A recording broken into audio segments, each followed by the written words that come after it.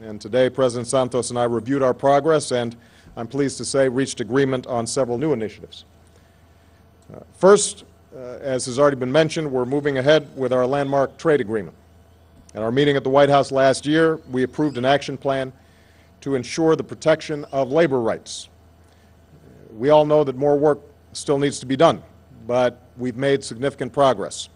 And as a result, and given the actions taken by President Santos and the Colombian legislature, I can announce that the U.S.-Colombia Free Trade Agreement will enter into force next month.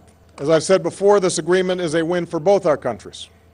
It's a win for the United States by increasing our exports by more than $1 billion, supporting thousands of U.S. jobs and helping to achieve my goal of doubling U.S. exports.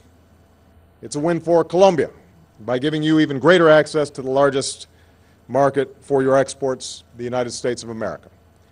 And I'd add that this agreement is a win for our workers and the environment because of the strong protections it has for both, commitments that we are going to fulfill.